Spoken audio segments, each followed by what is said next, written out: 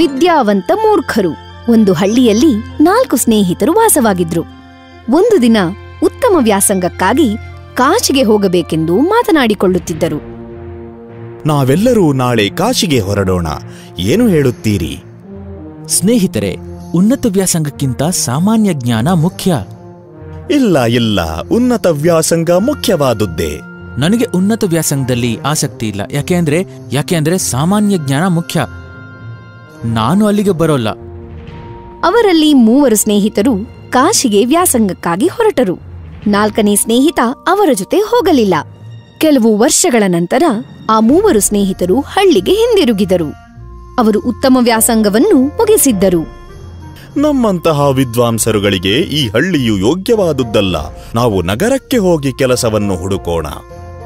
ಹೌದು, ನೀ ಹೇಳೋದು ಸರಿ. ಹೇ, ನಾನು ಬರಬಹುದಾ? ನಿನಗೆ ಜ್ಞಾನವೇ ಇಲ್ಲ. ವಿದ್ಯಾಭ್ಯಾಸವಿಲ್ಲದೆ ನಗರದಲ್ಲೇನು ಮಾಡುತ್ತೀಯಾ? ಅದು ಪರವಾಗಿಲ್ಲ.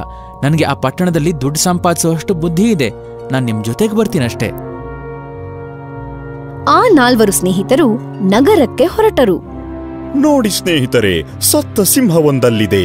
ನನ್ನ ಜ್ಞಾನವನ್ನು ಉಪಯೋಗಿಸಿ ಇದರ ಅಸ್ಥಿಪಂಜರವನ್ನು ಒಂದು ಮಾಡುವೆ. ನಾನು ಆ ಅಸ್ಥಿಪಂಜರದ ಮೇಲೆ ಚರ್ಮ ಹಾಕಬಲ್ಲೆ.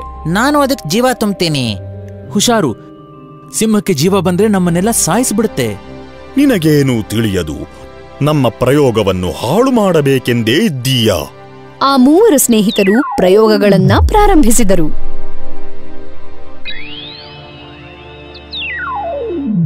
ಹೀಗ್ ಮಾಡ್ಬೇಡಿ ಪೆದ್ದರೆ, ಮತ್ತೆ ಯೋಚಿಸಿ ನೋಡಿ, ಅದು ನಿಮ್ಮನ್ನ ಕೊಲ್ಲುತ್ತೆ. ಇವನಿಗೆ ತಿಳಿಯಿತು ಈ ಪ್ರಯೋಗಗಳನ್ನ ಅವರು ನಿಲ್ಲಿಸೋದಿಲ್ಲ ಎಂದು. ಅದಕ್ಕೆ ಅವನು ರಕ್ಷಣೆಗಾಗಿ ಮರವನ್ನೇರಿದ. ಆ ಸಿಂಹಕ್ಕೆ ಪುನಃ ಜೀವ ಬಂದು ಆ 3 ಮೇಲೂ ಎಗರಿತು. ನಂತರ 3ರನ್ನೂ ಕೊಂದು ಹಾಕಿತು. ಅಯ್ಯೋ, ನೀವು ನಿಮ್ಮ ಜ್ಞಾನವನ್ನ ಉಪಯೋಗಿಸಕ್ ಮೊದಲು ನಿಮ್ಮ ಸಾಮಾನ್ಯ ಜ್ಞಾನ ಉಪಯೋಗಿಸಬೇಕಾಗಿತ್ತು. ಸಾಮಾನ್ಯ ಜ್ಞಾನ ಮತ್ತು ಬುದ್ಧಿಶಕ್ತಿಯಿಂದ ಕೊನೆಗೆ ಉಳಿದುಕೊಂಡ ಒಬ್ಬನೇ ಒಬ್ಬ, ಅದೇ 4ನೇ ಸ್ನೇಹಿತ. ನೀತಿ: ಸಾಮಾನ್ಯ ಜ್ಞಾನ